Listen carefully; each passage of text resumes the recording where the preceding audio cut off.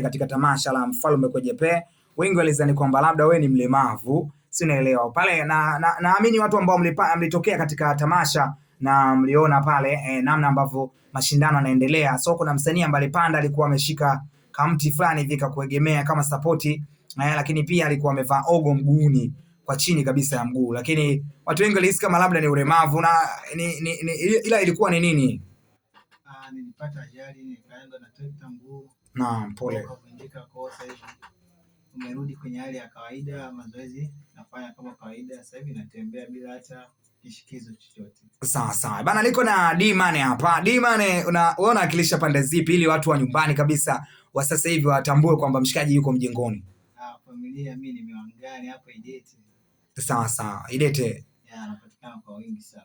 Sawa. D-Money kutoka Idete mpaka ukasogea pale mpaka ukatamani kushiriki. Kwanza ilikuwa umeshaishiwa na nini? Mimi muziki naupenda. Na muziki ndio maisha yangu. Mimi nimekulia kwenye muziki. Kwa masuala ya muziki mimi nimekuja huku japo bado mimi mgeni. Naam. Nimefika huku muziki nikaupenda zaidi. Ile hamasa ya huko nikapendeza nao, kwa hiyo ndio maana nashiriki hapa kwa kupendezwa na hamasa ya huko. Watu wanapenda muziki, watu wanapenda singeli, watu wanapenda style fulani hivi ya kimapiano, kwa hiyo nimefurahishwa na watu wa huko kwanza walivyo. Sawa sawa, lakini natamani kujua, unajua moja kati ya watu ambao waliingia katika jukwaa na walikuwa ni listi ya washindani na washindani wengine wote walikuwa wana perform, wanaimba, lakini wewe upande wako ulienda kitofauti, na ndio maana nikaona sio mbaya ngoja nitengeneze jitihada za kukusogeza kwanza wewe, nianzie kwako alafu tuende kwa wengine. Huyu jamaa bana D-Money alikuwa ni mshindani ambaye aliingia pale kama anatakiwa kushindana, lakini cha ajabu zaidi alipopanda jukwani yeye hakwenda kushindana. Si unaelewa? Alipanda na kama nilivyosema katika hali yake, mguu wake ulikuwa umevaa ogo, bila kusahau pia alikuwa na mti ameshikia. Alipopanda akawapandisha madansa, si unaelewa, wacheze nyimbo zake. Na pia walipokuwa anacheza nyimbo zake akaanatoa anawafupa zawadi. Na natamani kujua kwanza, kwa nini uliamua kutumia style ile?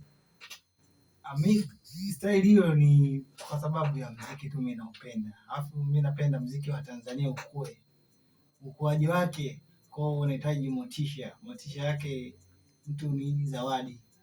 Kumzawadia mtu kitu, kwa atafanya kitu kwa ukubwa zaidi. Vizuri sana mtu akikuza na kitu na akitumaini kitu, nikienda sehemu fulani kukutana na zawadi. Mimi nijisikia sana, japo sikuona hamasa ya zawadi kwa watu wengine, mimi nilifurahia sana kutoa zawadi. Lakini unajua ulikwenda kwa lengo la kushindana, na pale mshindi alikuwa anaambiwa mwishoni atapata zawadi. So japokuwa sio siku ile, sasa nikashangaa tena huyu ambaye anaenda kwa ajili ya kuifuata zawadi tena anatoa zawadi. Na mbaya zaidi madansa wale kwanza walikuwa wanajuana nao toka mwanzo, walikuwaje? Hamna, mpaka leo sijui. Au sio? Kwa mwanzo kwa fahamu kwa muziki, si unajua unaweza mkakutana kwa muda mchache sana mkajuana, mkajenga kitu kikaeleweka kwa. Naam, na labda wenda ikawa jina lako hata nilivyolitambulisha kwamba D-Money, na mimi mwenyewe pia kichwani ikanijia kwamba wenda ikawa D-Money na ndio maana inatoa hela zinatoka. D-Money ilianzia wapi?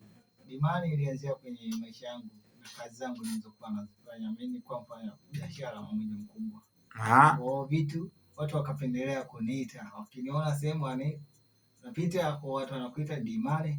Kwa na mimi nikapenda tu kuitwa hivyo kutokana na maisha yangu huko kama. Kwa hiyo mimi nikazoea tu jina hilo kulitumia. Nyumbani kabisa kama. Kama si huko karibu na Katoro nini huko? Ndio kwetu. Jamani, watu wa Katoro tumeingiliwa nao tena hapa. Kumbe Katoro. Kazi ipo leo, au sio? Kuna mtu ananiambia kaka nusu kama Katoro kaingia huko ndani kweli hautoki hata na buku 5 10.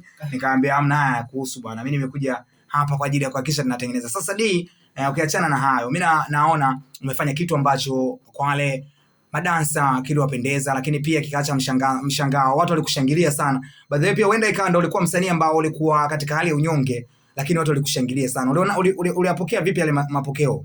Mimi yani tangia nifike hapo kutokana na reaction ya watu hapo, kwanza ile furaha ya watu. Naam. Mimi nifurahisha mimi mwenyewe moyoni, japokuwa nilikuwa na maumivu makali sana moyoni, mimi nikatumaini kufanya kitu kikubwa.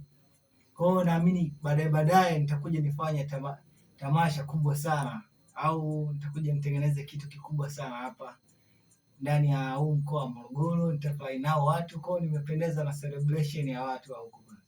Kwa hiyo tamasha nini, mambo yanawezekana kabisa. Yanawezekana, muda sio mrefu. Au sio? Yeah. Sawa bana, tuko hapa na Dimani. Watu wengi wanajiuliza kwamba huyu jamaa huenda ikawa ana nini mpaka anasema hivi. Baadhi pia itakuwa poa sana tusikilize